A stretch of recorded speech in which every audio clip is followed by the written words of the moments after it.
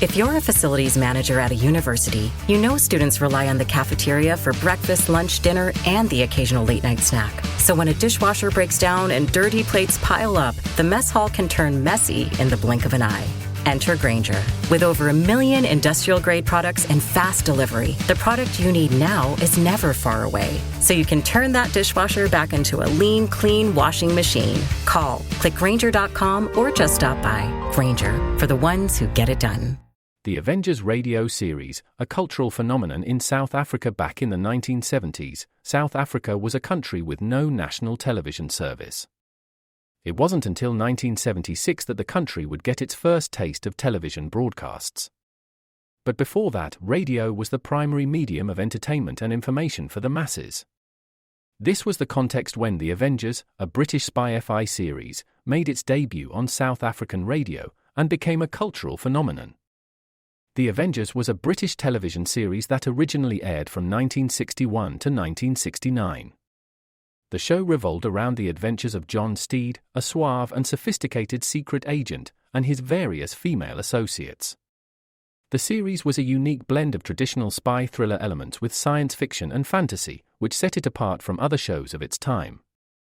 While the series was hugely popular in the UK and had also made a significant impact in the American markets, being one of the rare British series given a network transmission slot, it was virtually unknown in South Africa. This was primarily due to the lack of a national television service in the country until 1976. However, as a film series, The Avengers was able to gain some exposure in South Africa through film rentals. But it was the launch of the radio series that truly brought The Avengers to the masses in South Africa. Come and listen at www.myclassicradio.net.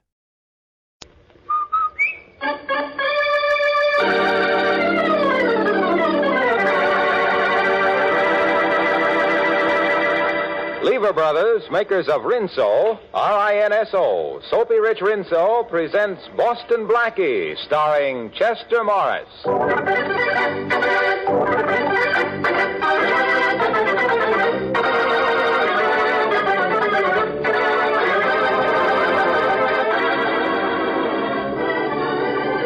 A string of valuable pearls was stolen sometime today from this shop.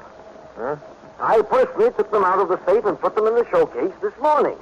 Might be an inside job. How about your employees, Mr. Gordon? Well, just those two women you see behind the counters, that's all. Huh? Mrs. Phillips, the short, gray-haired woman, has been here 20, came with us 18 years ago. And I trust both of them implicit bonded delivery service. And nobody came into the shop today except regular customers, eh? Nobody came in just to look around? Well, not today. And we always pay particular attention to strangers. Do you have any kind of a record of people who did come in? Yes, we have a complete list. You see, when someone comes in to have something repaired, we give him a receipt and keep the duplicate. And when anyone purchases an article, well, naturally, we enter that in our records, too. Good. I'd like to see... Yes, Mr. Gordon. Bring me today's sales records, please. Yes, sir.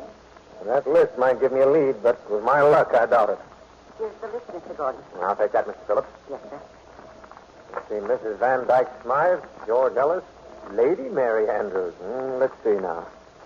Hey, this name here. Is this man a customer of yours? Oh, yes, sir, for many years. He was in about noon to get suspicious of him. Mr. Gordon, when a string of pearls is missing from a certain store, and a certain party was in that certain store, and that certain party's name is Boston Blackie, I'm suspicious.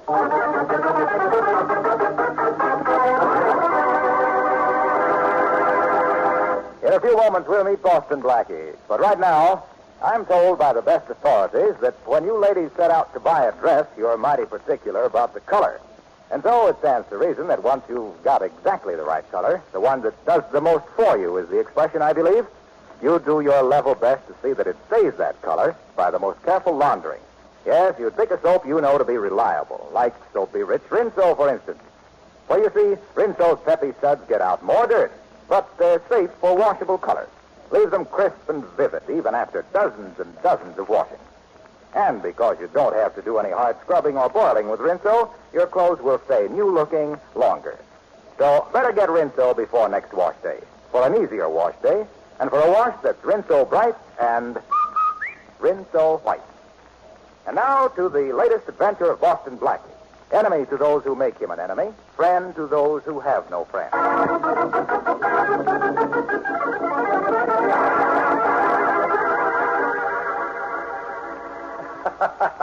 Well, this will kill Blackie Matthews.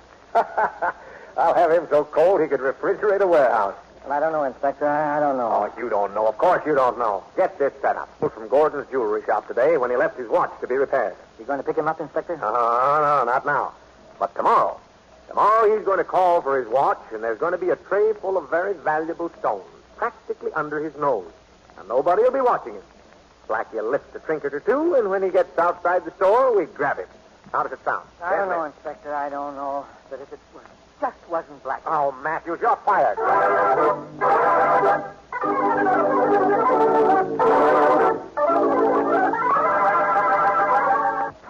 Blackie. Hey, Blackie. Faraday been here, Blackie, has he? Well, not that I can remember. I haven't seen the inspector in a week. You know, I think I'm on his hate parade. Oh, you'll be seeing him, Blackie. Yes? The boys just tipped me off that he's after you for lifting a string of pearls from the Gordon jewelry shop this afternoon. Well, isn't that nice? I didn't take them, Shorty. I know, but that ain't going to stop Faraday from trying to pin it on you. Oh, he does that from force of habit. By the way, I left my watch to be fixed at Gordon's this noon. Oh, that's probably what gave Faraday his big idea. Yes, and you say a string of pearls is missing, huh? Well, that's what the man said. Shorty, I saw one of the clerks put a string of pearls in her handbag just before she went to lunch. No kidding, boss? Yes. Yes, it was Mrs. Phillips. Oh, you've seen her, Shorty, a little gray-haired old lady. She's been at Gordon's for years. You think she lifted the pearls? Well, I didn't at the time. Oh, no, it couldn't be. Mrs. Phillips isn't a thief. Well, she's a dear, sweet person. Well, she looks like everybody's mother. Okay, boss, okay. I ain't the one who said she snatched them. But the pearls are gone. I'll get it, Shorty. Okay. Hello, Boston Blackie speaking. Oh, Mr. Blackie, this is Mrs. Phillips from Gordon's jewelry shop. Oh, yes. Yes, what can I do for you, Mrs. Phillips? I must see you right away. My address is 722 Alden, apartment 4B. I'm definitely at your service. Be right over. Goodbye. Going before dinner, boss? But something's cooking. You're right, Shorty. And I'm going to find out what it is.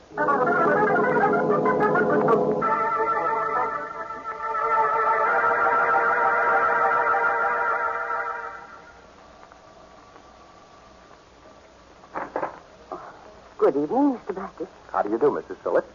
Won't you come in? Thank you. I'm sorry Mr. Phillips isn't here. Lodge night, you know. It's been his one night a week with the boys for the last 35 years. Oh, I see. What did you want to see me about, Mrs. Phillips?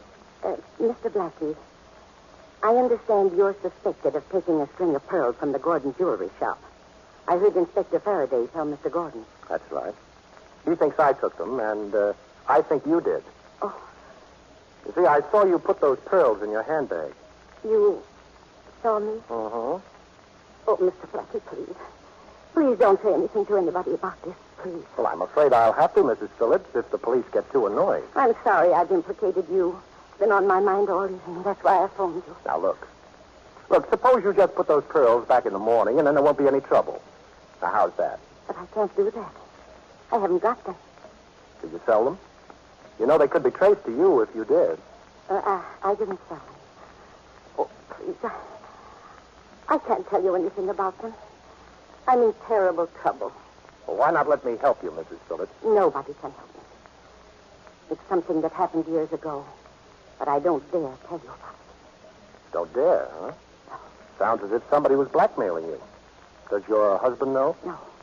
No, he mustn't ever know. It would kill him. Well, of course you know your blackmailer won't be satisfied with just the pearls, Mrs. Phillips.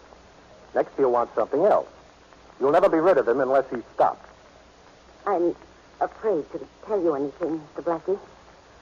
But you're right. He isn't satisfied with just the pearls. He told me when I gave them to him. Oh. Uh-huh. I see. He doesn't waste much time, does he? What is it he wants now, Mrs. Phillips? Come on, please tell me. A ruby. A 20-carat ruby we have in stock. I see. And what would happen if he didn't get the ruby? Something terrible. But I won't let it happen. It mustn't happen. I'll get him what he wants. Well, perhaps what he wants won't be there for you to take tomorrow. You mean you'll take it first? Well, Oh, you couldn't. You mustn't for your own sake as well as mine. for my sake. Yes. This morning, Inspector Faraday told Mr. Gordon that he was going to lay a trap for you tomorrow when you come for your watch. They're going to put some jewels on the counter where you can get them easily, and then they're going to arrest you as you leave the store. Oh, they are they? That's very interesting. You won't take that ruby now, will you, Mr. Blackie? I've got to get it. To keep someone from talking. Well, I don't know, Mrs. Phillips. I've got an idea that from now on, I'm going to do all your talking for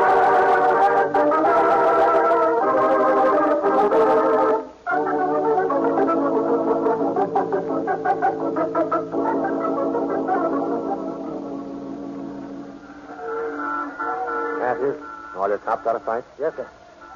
Hey, there's Blackie's car now, just coming along the street. You see it? Yeah, almost opposite the store. He's driving pretty slow. Come on, Matthews. Let's get out of sight. Yeah. Blackie, you're crazy. Here we were yesterday minding our own business. No pearls, no rubies, no trouble. Now where are we? Right in front of Gordon's jewelry store. And we're about to stop, Shorty. And we still have no pearls, no rubies, but plenty of trouble. And I'm afraid we're going to have more. You mean you're going across the street to Gordon's and lift that ruby like you said? Certainly. Mrs. Phillips is in trouble, and I'm going to help her. Uh-huh. I'd like to meet whoever's blackmailing that lovely old lady, Shorty. And that ruby is going to be my introduction. Okay. So you meet him, so you take care of him. That old lady still stole the pearls. That's still a crime. I'll get those pearls back. And give her the ruby to put back, too. Then nobody will be hurt. Except our blackmailing friend. Well, what about the trap Faraday set for you? Oh, that? Well, that makes it more interesting, Shorty. You see this cigar? Yeah, sure, I see it. Well, look. The center is hollowed out. Uh-huh. That's why you're here. You brought me along because the center of the cigar has a hole in it? That's right. Now, when I come out of the store, I'll be smoking a cigar, and when Faraday grabs me, I'm going to be so surprised, I'm going to drop it. And you're going to pick it up. Me, boss? I'm going to pick up a butt just like the old days? That's right, Shorty. And you're going to take very good care of it. Because in that hole in the cigar, there's going to be a 20-carat ruby. So long. Okay, Blackie. Good luck. Thanks.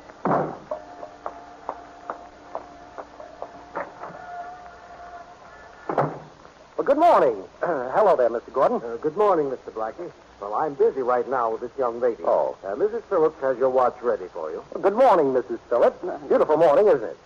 You have my watch? Why, yes, Oh, it's this cigar. I'm sorry, Mrs. Phillips.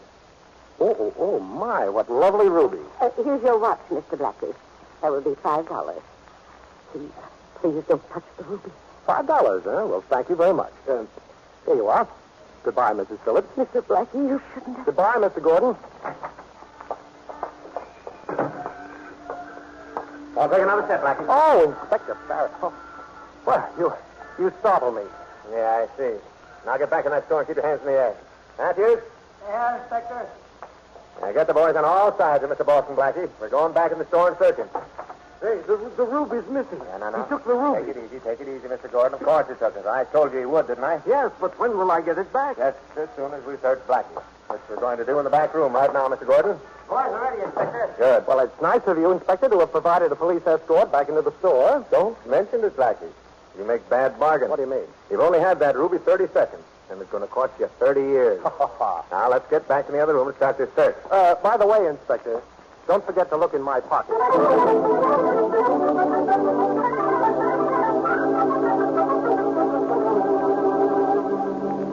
Well, what did you do with that ruby, Blackie? We've searched you from head to foot, and we can't find it. Well, he must have it. I saw it on the tray just a minute before he came in.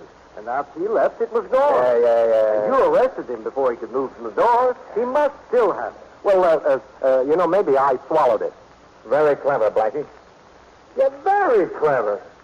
I've got an idea. Maybe you did swallow it. Are you kidding? Well, we'll soon find out. I'm going to see what you look like behind a fluoroscope. I see. You want to get the inside story.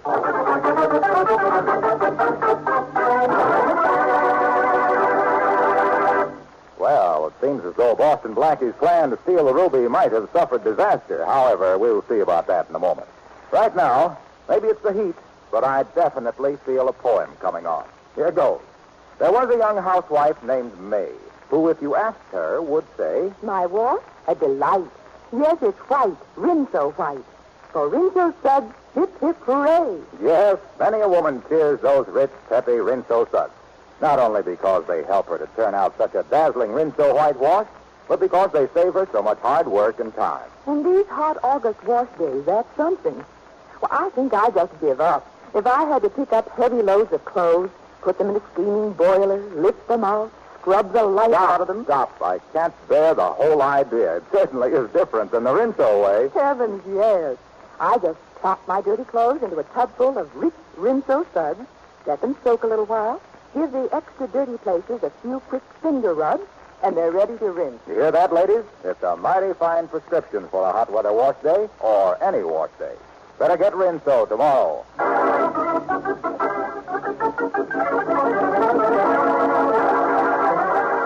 And now back to Chester Morris as Boston Blackie. In order to deal with the unknown man who is threatening aged Mrs. Mary Phillips, Boston Blackie has stolen a 20-carat ruby from the Gordon jewelry shop and hidden it in a cigar. Inspector Faraday has been unable to find the ruby, but now has an idea that Blackie has swallowed it. I didn't swallow the ruby, Inspector. I'm strictly on a milk diet. You'll see, Blackie. As soon as you stand in back of that machine. Faraday, the fact that the ruby was 20 carats is throwing you a little. You see, a ruby is completely indigestible, believe me. Very funny. Now get back of that machine, Blackie. All right. But supposing the ruby doesn't show up. Am I excused for the rest of the day, teacher? Get back of that fluoroscope. All right. Now, how's this? Yeah. Now just stand there. All right. Turn on the machine, Doc. Right.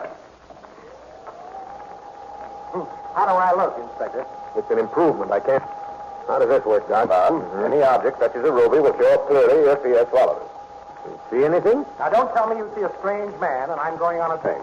Me neither. Okay, turn it off. Come on out, Blackie. All right, put your shirt on and then beat it. I can't hold you. Oh, bless you, Faraday. Bless me. You know, it takes a big man to know when he's licked. I'm not licked yet. That's what I mean. Good day, gentlemen.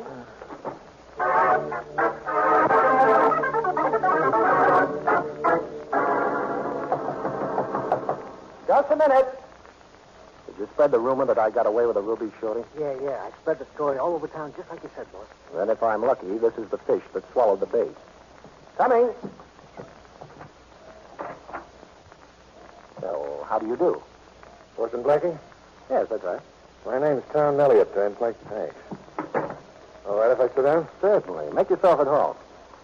You can give me the ruby you took from the Gordon jewelry shop this morning. I know you've got it. Oh, you do, huh? Well, why should I give it to you? I believe you're going to want to give it to me. And just why am I going to want to give you the ruby, Mr. Elliott? You know Mrs. North? Ever meet her husband? A wonderful man. They're crazy about each other. Have been for 35 years. Well, what about it? Rather interesting story. You see, before he married her, that's 35 years ago, he escaped from prison. Of course, she didn't know anything about it when she married him. When did she find out? When I told her. Oh. I had to tell her, you see.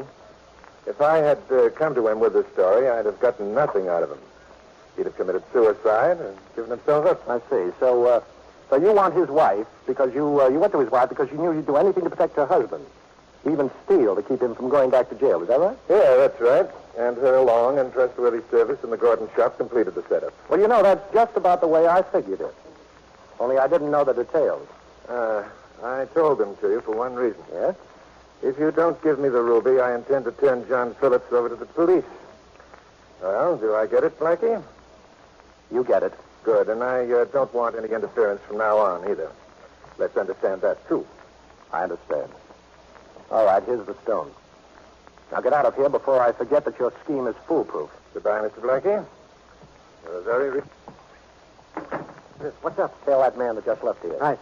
I'd like to know why a rat like that lives, and I'd also like to know where.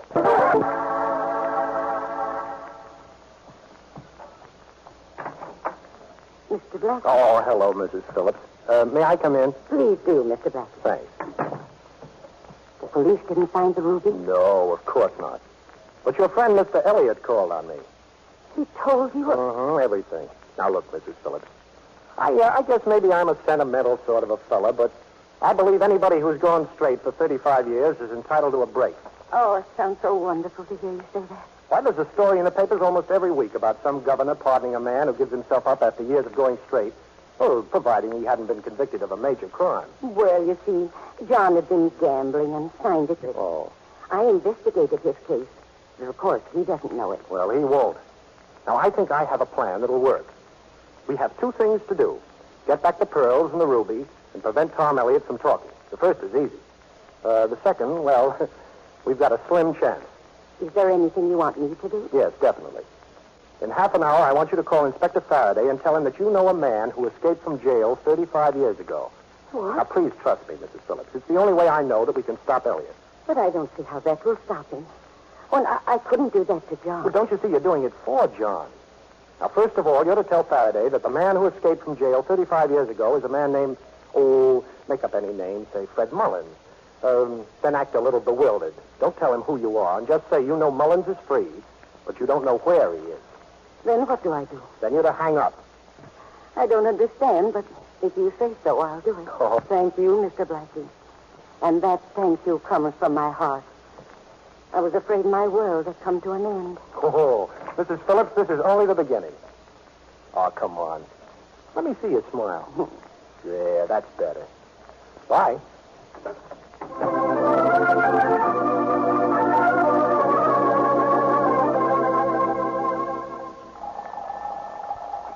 Hello? Shorty? Oh, hello, boss. Say, I got that guy's hideout pegged. It's 1761 East 13th. Apartment 6B. Good. Now listen, Shorty. I want you to call Faraday. Yeah? Disguise you as Allenby, who happens to be in the city, and who also happens to have escaped from prison 35 years ago. Oh, who's this Allenby, boss? Gee, I thought I knew them all. Oh, I just made it up. Oh. Play dumb, Shorty, and we'll have Mr. Faraday good and confused. Won't be the first time. Yeah. Okay, Blackie, it's as good as done. Thanks. See you later.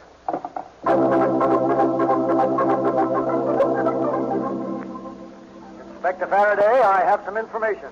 Yeah, who is it? Oh, that ain't important, but there's something that is. Huh? You know, I know a man who escaped from jail 35 years ago, and his name is Edward Allenby. Yeah? It'd be a feather in your cap if you arrested him. Look, I got enough feathers now to be an Indian chief.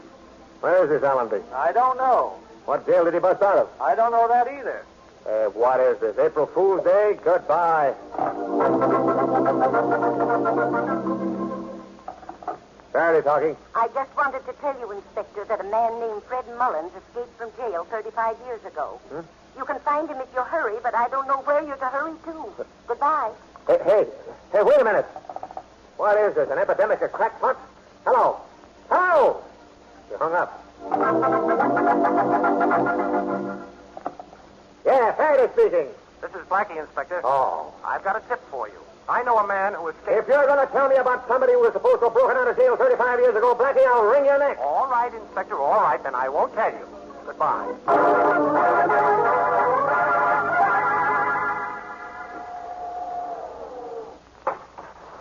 Six, boss. Getting out, please. Thank you.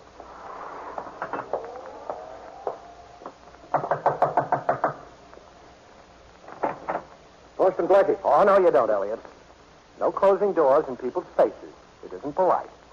You mind if I come in? What do you want here? Well, I want that ruby I loaned you and the pearls Mrs. Phillips gave you yesterday. Oh, you do, eh? Uh-huh. You see, Mrs. Phillips is going to put them back in the store tomorrow morning when Mr. Gordon can find them. You'll think they were just misplaced. Your memory isn't very good, Blackie. You weren't supposed to interfere anymore, remember? And I was supposed to forget about John Phillips cracking out of jail? Yes, I know. Only that doesn't matter now. Now, let's have those pearls and that ruby, Elliot. Sorry, Blackie, but they're staying with me. And I'd advise you to stand still. Oh, a gun, huh? Pretty unoriginal. But I'd expect that from a small-time crook that blackmails old women. This gun has killed 2 men, Blackie. That's all. With me on the trigger. And you know what they say about all things coming in threes? Yes. The expression is all good things. Don't worry, this will be good. I'm going to leave town until I need more money, then I'm coming back and put a little pressure on Mrs. Phillips again. I know a fence out west who'll pay a fortune for those pearls and that ruby. My bag is packed and I'm on my way. But I'm afraid I've got to kill you first. Well, you know that 38 is liable to make a lot of noise. Yes, but this silencer will make sure nobody hears it. I see. Hey, keep your hand out of your pocket. Oh, I haven't a gun, Elliot. I just wanted to get my cigarette case. Okay? Yes, but it'll be the last cigarette you smoke. Well, at least this is one way of breaking the habit. Will you have one? Sure. Hey, that's an expensive case. Yes. I'll take it with me when I go. I have a lovely gold inlay you might like also. Now, don't get too close. Just stand where you are and hold that case out as far as you can. I can reach. Oh, you mean like this? Yes. thoughtful of you, Blackie. I'll take this. Ow! Sucker. Oh! I don't know when I've enjoyed doing anything so much. Those pretty little fingers of yours are going to hurt tomorrow, Elliot. So you killed 2 men, huh? Well, I can't wait to tell Faraday. Now, come on, hand over that jewelry, Rat. I'm in a hurry. I can't wait till I see the expression on a lovely little old lady's face.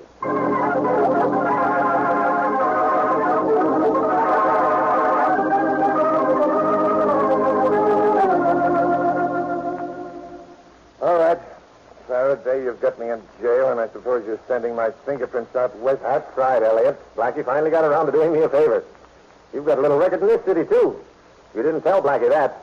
I think we've got a priority on you. Doesn't matter where I go to jail. I just want to tell you this, Inspector. I've got a little information for you. Oh, yes? Yes. I know a man who escaped from jail 35 years ago. You too? Look, Elliot, if I hear one more word out of anybody about some guy who was supposed to have busted out of jail 35 years ago, I'll bust that guy in half.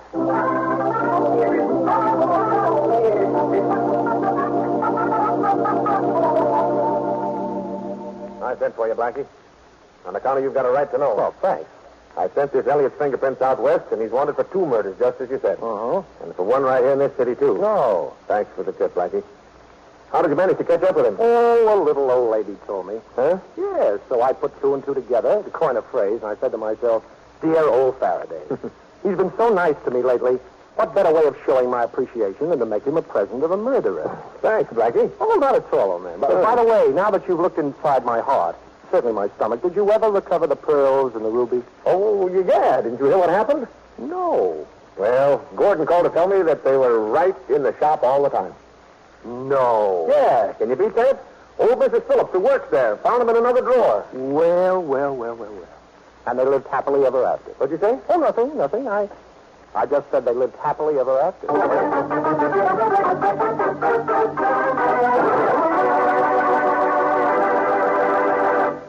In just a moment, we'll hear a preview of next week's exciting adventure with Boston Blackie.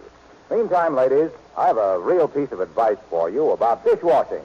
I've mentioned it before, but if you haven't done it already, I'd suggest that you tote that big green and yellow Rinso box up from the laundry and see how much simpler the job can be. Yes, Rinso's rich suds really go to town for you in the dishpan. Get dishes, pots, and pans gleaming in a jiffy. Rinso's kind to your hands, too. So get Rinso tomorrow, and be sure to use it on wash day so you can join in the chorus of women who sing their way through washing clothes like this. Rinso white, Rinso white, happy little wash day song. Rinso white, do it all day long. You're fine for the turn, have another 2 cents, so listen, you can't go wrong. Rinso white, happy little wash day song.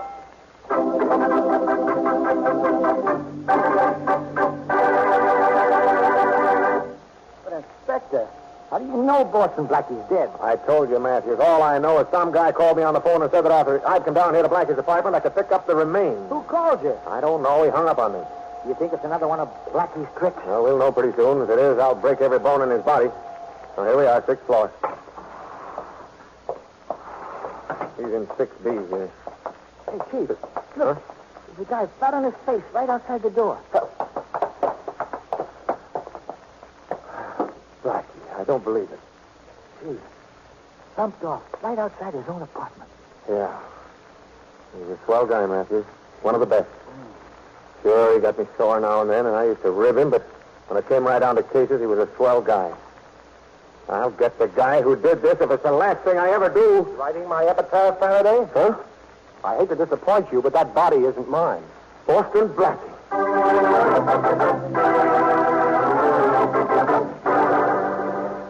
Summertime means warm weather, and that means more perspiration. Use Lifebuoy in your daily bath or shower to protect yourself. You'll love its rich, purifying lather. Remember, too, that of 7 leading brands, Lifebuoy gives you the most soap for your money. And besides, it's the only soap especially made to stop...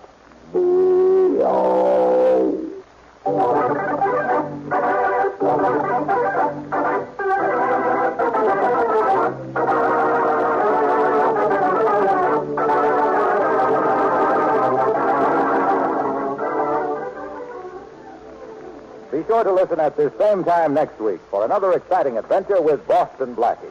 You can see Chester Morris as Boston Blackie on the screen at your favorite movie theater. Boston Blackie's latest Columbia picture is One Mysterious Night, soon to be released.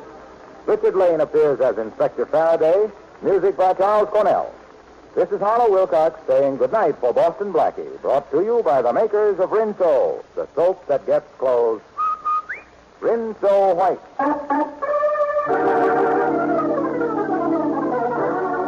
This is the National Broadcasting Company.